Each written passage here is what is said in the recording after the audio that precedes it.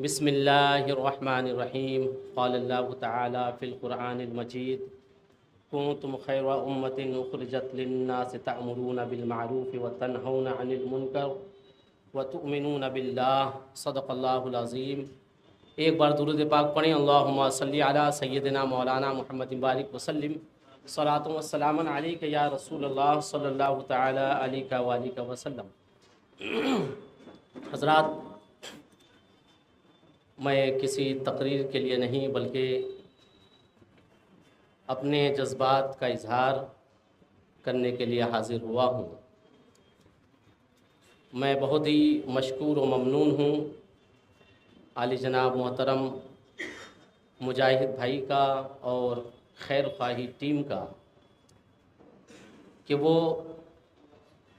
مجھ جیسے حقیر کو آج کے اس عظیم پروگرام کے لیے بطور مہمان مدعو کرنا مناسب سمجھا، اور مبارکبادی دیتا ہوں اس لیے کہ یہ خیر خواہی تنظیم کے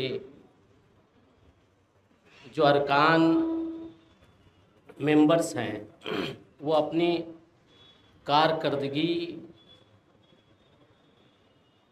کے لیے جن لوگوں کو انعام دینے والے ہیں ان کی حوصلہ افزائی کے لیے ممبر اور اسٹیج کی رونق بنانا جو مناسب سمجھا وہ کسی اور کو نہیں بلکہ اپنے علماء کو مناسب سمجھا۔ علماء کا اور عوام کا تال میل، کانٹیکٹ، تعلق سماج کی ترقی کے لیے بہت ضروری ہے۔ جناب مجاہد بھائی بہت مبارکبادی کے لائق ہیں، اور خیر خواہی فاؤنڈیشن کہ الحمدللہ ان کی سرپرستی، سربراہی علماء اہل سنت کے ساتھ ساتھ، علماء کرام کی دعاؤں کے ساتھ ساتھ اہل سنت والجماعت کے قائد حضرت علامہ مولانا سید شاہ معین الدین اشرف الاشرفی الجیلانی المعروف مولانا معین میاں صاحب کی دعائیں بھی ان لوگوں کے ساتھ ہے۔ اور لیب کے افتتاح میں حضور معین میاں کے ساتھ ساتھ بہت خوشی کے اظہار کے ساتھ بانی رضا اکیڈمی جناب الحاج محمد سعید نوری صاحب بھی تشریف لائے تھے، انہوں نے بھی اپنے نیک خواہشات کا اظہار کیا۔ یقیناً اہل سنت والجماعت میں فلاحی کام کی طرف رخ کرنے کی بہت ضرورت ہے۔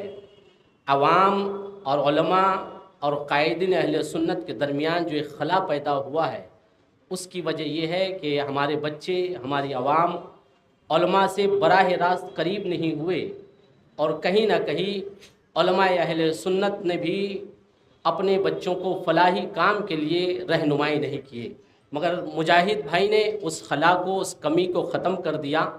اہل سنت والجماعت کے بچوں کو انہوں نے فلاحی کام کی طرف موڑ دیا، اور اس کی سرپرستی علماء اہل سنت سے کرا رہے ہیں۔ اور الحمدللہ میں دعائیہ کلمات کے ساتھ میں ذکر کرنا چاہوں گا کہ ہمارے درمیان بمبئی سے ایک عظیم شخصیت تشریف لائے ہیں جو الحاج محمد سعید نوری صاحب اور حضرت مولانا سید معین الدین اشرف معین میاں صاحب کے نور نظر ہیں۔ ان کے فلاحی کام میں بہت پیش رہتے ہیں۔ ہوپس انڈیا کے چیئرمین عالی جناب عالی جناب محترم ریحان بھائی دھورا جی والا بھی تشریف لائے ہیں۔ میں خیر خواہی ممرہ کی طرف سے ان کا استقبال کرتا ہوں۔ حضرات، قرآن مقدس کی میں نے جس آیت کی تلاوت کی ہے، اللہ رب العزت ارشاد فرماتا ہے، تم بہتر ہو ان سب امتوں میں جو لوگوں میں ظاہر ہوئیں بھلائی کا حکم دیتے ہو اور برائی سے منع کرتے ہو۔ واقعی اللہ رب العزت نے ہمیں بہتر امت کہا، ہم سبھی لوگوں کو یعنی انسان کو بہتر کہا۔ انسان بہتر کس لیے ہے؟ اللہ رب العزت نے وہ بھی ارشاد فرمایا کہ تم لوگوں کو، یعنی کہ ہم ایک دوسرے کو بھلائی کا حکم دیتے ہیں اور برائی سے روکتے ہیں۔ یعنی کہ جو بھی انسان دوسرے بندے کو، کسی اور شخص کو بھلائی کا حکم دیتا ہے، اچھے کام کا حکم دیتا ہے، اور کسی دوسرے کو برائی سے روکتا ہے، اللہ رب العزت نے اسے اچھا انسان کہا ہے۔ چنانچہ اسی آیت کے متعلق اللہ کے رسول صلی اللہ تعالیٰ علیہ وسلم کی ایک حدیث ہے کہ اللہ کے رسول نے ارشاد فرمایا، تم میں بہتر انسان وہ ہے جس سے دوسرا انسان فائدہ پائے، دوسرے انسان کو جو فائدہ پہنچائے۔ اللہ کے رسول صلی اللہ تعالیٰ علیہ وسلم نے اس شخص کو بہتر شخص کہا ہے۔ آج ہم اور آپ اپنے سماج، سوسائٹی، کلچر کے حساب سے کسے بہتر کہتے ہیں؟ جو اچھا پہنے، اچھا اوڑھے، اچھی گاڑی، اچھے ٹاٹ بات، اچھا خرچہ کرے، اچھے بنگلے میں رہے اور وہ دکھنے میں اچھا ہو، اس کی باڈی اچھی ہو، وغیرہ وغیرہ۔ اچھا کہنے کے ہمارے پاس کئی ریزنز ہوتے ہیں، مگر جسے اللہ کے رسول صلی اللہ تعالیٰ علیہ وسلم نے اچھا کہا، یقیناً جسے اللہ کے رسول اچھا کہے اس کے جیسا کوئی اچھا نہیں ہو سکتا ہے۔ کیونکہ یہاں کہنے والے کی ذات کو بھی دیکھنا ہے کہ کہہ کون رہا ہے کسی کو اچھا۔ یہاں جو کسی شخص کو اچھا کہا جا رہا ہے وہ کسی اور کے زبان سے نہیں، بلکہ جو ساری انسانیت میں اچھی شخصیت ہے وہ کسی کو اچھا کہہ رہے ہیں۔ اللہ کے رسول نے کہا تم میں بہتر انسان وہ ہے جو دوسرے انسان کو فائدہ پہنچائے، دوسرے انسان کو نفع پہنچائے۔ انسان کو فائدہ پہنچانے کے کئی طریقے ہوتے ہیں۔ آج خیر خواہی فاؤنڈیشن کے جو مقاصد ہے اس میں تو اول یہ ہے کہ مریضوں کی یہ ضرورتیں پوری کرتے ہیں، اس کے علاج کراتے ہیں۔ حضرت ابو ہریرہ رضی اللہ تعالیٰ عنہ کی روایت آپ حضرات کے سامنے پیش کروں۔ لوگوں کی خدمت کرنا، لوگوں کی ضرورتیں پوری کرنا اسلام کا کتنا عظیم پیغام ہے۔ میں یہ نہیں کہہ سکتا کہ کسی مذہب میں انسانیت کی بھلا اور بہبودگی کے لیے اقوال نہیں ہے، کوئی دوسرا مذہب حکم نہیں دیتا ہے، مگر مذہب اسلام، چونکہ میں مسلمان ہوں، میرا مطالعہ زیادہ اسلام سے ہے، مطالعہ اسلام کا ہے، تو میں یہ کہہ سکتا ہوں کہ اسلام نے انسانیت کی بھلائی کے لیے، انسانیت کی ترقی کے لیے، انسانیت کی حفاظت کے لیے، انسانوں کی خدمت کے لیے، ضرورت مندوں کی ضرورتیں پوری کرنے کے لیے، غریبوں کی حاجتیں پوری کرنے کے لیے جتنا حکم دیا ہے، یقیناً اگر انسان اس پر عمل کر لے تو دنیا میں امن و امان کا گہوارہ پیدا ہو جائے گا۔ ہمیں انسانیت بھی جاننے کی ضرورت ہے۔ اللہ کے رسول صلی اللہ تعالیٰ علیہ وسلم نے ارشاد فرمایا، ایک حدیث سماعت کیجئے اور اس کا مفہوم سماعت کیجئے۔ حضرت ابو ہریرہ روایت فرماتے ہیں، مسلم شریف کی حدیث ہے کہ قیامت کے دن اس ہولناک منظر میں اللہ تعالیٰ اپنے بندے سے مخاطب ہوگا اور کہے گا کہ میں بیمار تھا، تو نے میری عیادت کیوں نہیں کیا؟ کیا ہے حدیث کا مفہوم؟ اللہ فرمائے گا کس سے؟ ہم انسان سے، ہم میں سے کسی سے پوچھے گا اللہ میں بیمار تھا، تو نے میری عیادت کیوں نہیں کیا؟ تو بندہ کہے گا اللہ تو تو خالق و مالک ہے، تو تو سبھی کو شفا دیتا ہے، تیرے چاہنے سے کیا نہیں ہوتا، تو ہر چیز پر قدرت رکھتا ہے، بھلا تو کب بیمار ہوا؟ بندہ کہے گا کب بیمار ہوا؟ تو اللہ فرمائے گا اس شخص میں تو نے تیرے پڑوسی کی یا پھر کسی اور جو اس شخص سے متعلق تھا، ملنے جلنے والا تھا، اللہ فرمائے گا کہ وہ جو بندہ بیمار تھا تم نے اس کی عیادت نہیں کی، اس کی دیکھ بھالی نہیں کی، اس کی طبیعت کا حال نہیں لیا۔ اگر تم اس کی عیادت کرتا اگر تو مجھے وہیں حاضر پاتا۔ اللہ الصمد۔ اس حدیث کا مفہوم یہ ہے کہ اللہ کی رضا بیماروں کی عیادت کرنے میں ہے۔ اللہ خوش ہوتا ہے بیماروں کی عیادت کرنے والے سے، اللہ راضی ہوتا ہے بیماروں کی عیادت کرنے سے، اللہ راضی ہوتا ہے بیماروں کے علاج کے انتظامات کرنے سے۔ اسی طرح اللہ کے رسول نے ارشاد فرمایا کہ اللہ ایک شخص کے کہے گا کہ میں بھوکا تھا، تو نے مجھے کھانا کیوں نہیں کھلائے گا؟ پھر وہ بندہ کہے اللہ تو بھوکا؟ تو پھر اللہ فرمائے گا تیرے قریب جو فلاں شخص تھا وہ بھوکا تھا، اگر تو اسے کھلاتا تو مجھے وہیں پاتا۔ یعنی کہ اللہ تعالیٰ اس شخص سے خوش ہوتا جو اگر کوئی کسی بھوکے کو کھانا کھلانے کا اہتمام کرتا۔ اللہ کی خوشی بھوکوں کو کھانا کھلانے میں ہے، اللہ کی خوشی بھوکوں کی ضرورتیں پوری کرنے میں ہے۔ اسی طرح پیاسے کے بارے میں بھی اللہ فرمائے گا، اللہ تعالیٰ اسی طرح محتاج کے بارے میں فرمائے گا۔ الحاصل اس حدیث کا مفہوم یہ ہے کہ اگر اللہ کی خوشنودی چاہتے ہو، اللہ کی رضا چاہتے ہو، اللہ کا مقرب بندہ بننا چاہتے ہو، اللہ کا پسندیدہ بننا چاہتے ہو، اللہ کو راضی کرنا چاہتے ہو، تو اپنی زندگی کا یہ ایک مقصد بنا لو کہ تمہیں جہاں کوئی ضرورت مند نظر آئے اس کی ضرورتیں پوری کرو گے، جہاں تمہیں کوئی غریب نظر آئے تم اس غریب کی مدد کرو گے، جہاں تمہیں کوئی پیاسا نظر آئے تم اس پیاسے کو پانی پلاؤ گے، جہاں تمہیں کوئی بھوکا نظر آئے تم اس بھوکے کی بھوک بجھا، اس کی بھوک کی ضرورت پورے کرنے کے لیے انتظامات کرو گے۔ یہ انہی کاموں میں اللہ کی خوشی ہے، انہی کاموں میں اللہ کی رضا ہے۔ اللہ رب العزت اپنے بندوں کے ذمے کئی ذمہ داریاں رکھا ہے۔ اور انسان کو اشرف المخلوقات بنایا، پھر اللہ نے فرمایا تمہیں بہتر بنایا، اس بہتر ہونے کی ریزنز بھی بتا دیا اللہ نے، اس کی وجہ بھی بتا دیا کہ تم بھلائی کا حکم دیتے ہو اور برائی سے روکتے ہو۔ مگر ہم نے آج اپنی زندگی کا مقصد چینج ہی کر لیا ہے، ہم نے ترقی اسی چیز کو سوچ لیا ہے کہ اپنی ضرورتیں پوری ہو، ہماری نظروں کے سامنے بھوکے رہتے ہیں۔ بعض جگہ بعض لوگ تو ایسے بھی ہیں جو اس کی استطاعت رکھتے ہیں، اس کی طاقت رکھتے ہیں، تب بھی نہیں کرتے ہیں۔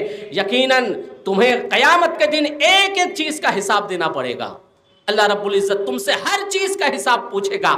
اگر جوانی دیا ہے تو جوانی کا حساب پوچھے گا، میں نے تمہیں جوانی دیا، تم نے کہاں گزارا؟ اللہ رب العزت نے اگر تمہیں طاقتور بنایا ہے تو اس طاقت کا بھی حساب دینا پڑے گا۔ اللہ پوچھے گا کہ تم نے میری دی ہوئی طاقت کا استعمال کہاں کیا؟ اگر اللہ نے دولت دیا ہے تو ہر دولت مند سے اللہ تعالیٰ سوال کرے گا میری دی ہوئی دولت کو تم نے کہاں خرچ کیا؟ اور اسی حدیث میں یہ ہے کہ صاحب ثروت سے یہ بھی پوچھا جائے گا تم نے دولت کس طریقے سے حاصل کیا؟ اللہ الصمد، ہر چیز کے بارے میں قیامت کے دن سوال ہوگا۔ اور آج یہ محفل ہے ان بچوں کے حوصلہ افزائی کے لیے جو گاہے بگاہے اپنے مال سے تو غریبوں، محتاجوں، حاجت مندوں کی ضرورتیں پوری نہیں کر پاتے ہیں، مگر وہ اپنی جسمانی قوت سے، اپنی جوانی کا استعمال کرتے ہوئے، اپنے وقت کا استعمال کرتے ہوئے ان سے جس طریقے سے ہوتا ہے اسی طریقے سے شریک ہوتے ہیں۔ اور خیر خواہی فاؤنڈیشن کے چیئرمین کی طرف سے یہ جو آج کا پروگرام ہے ان بچوں کے حوصلہ افزائی کے لیے ہے، انہیں انعام دینے کے لیے ہے۔ میں مبارکبادی پیش کرتا ہوں مجاہد بھائی کو کہ وہ ایسے لوگوں کا بھی خیال کرتے ہیں، دیکھو جو دوسروں کا خیال کرتے ہیں۔ یہ جو بچے ہیں جنہیں آج انعام دیا جائے گا، انہوں نے دوسروں کا خیال کیا تو آج ان کی تنظیم ان کا خیال کر رہی ہے۔ ان کا خیال کیا؟ ان کی مدد نہیں بلکہ ان کی حوصلہ افزائی کر رہی ہے، انعام دیا جا رہا ہے۔ اچھا یہ انعام جو ہے نا، میں میرے الفاظ پہ کہنا چاہوں گا، علماء کرام موجود ہیں، طالب علم کے حیثیت سے یہ اللہ رب العزت کی سنت ہے، یہ اللہ تعالیٰ کا عمل ہے۔ کیا؟ جو اچھا کام کرے اسے انعام دو، اس سے انعام دو۔ کیا کہیں گے؟ اچھے اعمال کا انعام کیا ہے؟ جنت ہے، انعام ہے نا۔ اب برے کام کا نتیجہ جہنم ہے، تو اچھے کام کا انعام جنت، اللہ تعالیٰ اسے جنت عطا فرمائے گا۔ بلکہ ایک حدیث شریف ہے، حضرت ابو ہریرہ روایت فرماتے ہیں کہ اللہ کے رسول صلی اللہ تعالی علیہ وسلم نے ارشاد فرمایا، حدیث شریف کہہ رہا ہوں، انعام دیکھیے، یہ جو آج انعام دیا جا رہا ہے اچھے اعمال کرنے والوں کو، اچھے کام کرنے والوں کو، اللہ کے رسول نے ارشاد فرمایا جس نے بھوکے کو کھانا کھلایا، جس نے پیاسے کو پانی پلایا، جس نے کسی بھوکے کو کھانا کھلایا، جس نے کسی پیاسے کو پانی پلایا، تو اللہ رب العزت اس کے اور جہنم کے درمیان 7 خندق کا فاصلہ کر دیتا ہے۔ 7 خندق، اب جانو 7 خندق کا کتنا ذکر آیا ہے، تو 7 خندق، ایک خندق کا جو ڈسٹینس ہے، اس کی مسافت ہے وہ کتنی ہے؟ ایک خندق کتنی دوری کی ہوگی؟ اللہ کے رسول نے ارشاد فرمایا ایک خندق 700 سال کے سفر کے جیسے ہے۔ 700 سال، 500 سال، 500 سال کے سفر کے برابر کا ڈسٹنس ایک خندق ہے۔ اور ایک خندق نہیں بلکہ اللہ کے رسول نے ارشاد فرمایا جو بھوکوں کو کھانا کھلاتا ہے، جو پیاسوں کو پانی پلاتا ہے، اللہ تعالیٰ اس کے درمیان اور جہنم کے درمیان اتنا فاصلہ کر دے گا۔ یہ محاورہ کے طور پر اللہ کے رسول کا قول ہے، یعنی کہ اللہ تعالیٰ اس شخص کو اس عمل کے بدلے میں جنت عطا فرمائے گا۔ اچھا مذہب اسلام ایسا ہے کہ وہ محبت بین المسلمین کا بھی حکم دیتا ہے، محبت بین الانسان کا بھی حکم دیتا ہے۔ مذہب اسلام ہمیں یہ نہیں درج دیتا ہے کہ تمہارا پڑوسی کون ہے، کس کی مدد کرنی ہے۔ جہاں انسان نظر آئے ہر شخص کی مدد کیا جائے، چاہے وہ کسی مذہب کا ماننے والا ہو، کسی سے بھی تعلق رکھتا ہو، ہر شخص کی مدد کرنے کا اسلام حکم دیتا ہے۔ چنانچہ مذہب اسلام نے حقوق العباد، یعنی کہ اپنے اللہ کے بندوں کے حقوق ادا کرنے کے، اللہ کے بندے انسان کے حقوق ہے، بعض دفعہ مومنین کے حقوق ہے، بعض دفعہ کئی احادیث میں تخصیص کے طور پر مسلمین کے حقوق ہے، کہیں پہ عمومی طور پر انسان کے حقوق ہے۔ ارے انسان ہی نہیں بلکہ جانوروں کے بھی حقوق ہے، جانور ہی نہیں اللہ سمجھ چرندے پرندے ہی نہیں بلکہ جھاڑ پودے درختوں کے بھی حقوق ہے انسان کے اوپر۔ اس کی مثال علماء کرام موجود ہے۔ آپ حضرات جنگ کے واقعات اگر احادیث میں پڑھیں گے، اللہ کے رسول صلی اللہ تعالی علیہ وسلم کا وہ ارشاد پڑھیے کہ آپ نے بلا ضرورت جنگ کے درمیان جھاڑ پودے کھیت کھلیان کو نقصان پہنچانے سے منع فرمایا ہے، جانوروں کی حفاظت کرنے کا آپ نے حکم دیا ہے. یعنی کہ مذہب اسلام کا پیغام ہے کہ بھلا کی جائے، اچھائی کی جائے، اپنی ذات سے کسی کو تکلیف نہیں بلکہ فائدہ پہنچانے کی کوشش کی جائے. یہ اسلام کا پیغام ہے، یہ پیغمبر اسلام کا پیغام ہے. اور پیغمبر اسلام ان چیزوں کا صرف حکم ہی نہیں دیا بلکہ آپ نے اپنی زندگی میں عملی طور پر اس کا پیغام دیا. آپ کے بعد آپ کے خلیفہ نے، حضرت ابوبکر صدیق نے، حضرت عمر فاروق نے، حضرت عثمان غنی نے بھی اسی چیز کا پیغام دیا. آپ کی شریعت کے قوانین کو انسانیت کی بھلائی کے لیے اسی طرح لاگو رکھا. یہی تک ہی نہیں، مجھے ایک روایت یاد آ رہی ہے، میں بہت ہی تیزی کے ساتھ کہہ کر گزرنا چاہوں گا. اسلام انسانوں کے درمیان انصاف، عدل اور رواداری، مساوات کا کتنا حکم دیتا ہے. حضرت علی رضی اللہ تعالیٰ عنہ کا دور خلافت ہے.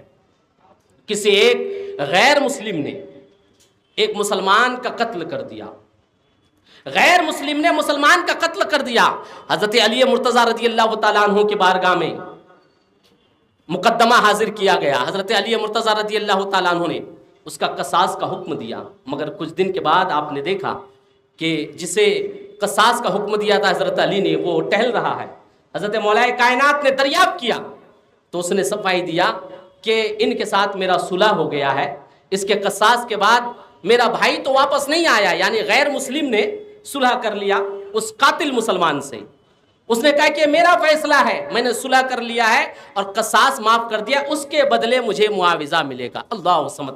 یہ سننے کے بعد حضرت علی رضی اللہ تعالیٰ عنہ کی وہ مختصر تقریر روایت میں ہے کہ حضرت علی مرتضیٰ رضی اللہ تعالیٰ انہوں نے ان چیزوں کا ذکر فرمایا کہ میں اسلامی حکومت میں، میرے دور حکومت میں چاہے وہ مسلمان ہو چاہے وہ غیر مسلم ہو، اگر وہ ظلم کرے گا، ناانصافی کرے گا تو اسے اس کی سزا ملے گی اور ہر ایک کے ساتھ انصاف اور عدل کا پیمانہ ایک جیسا تولا جائے گا.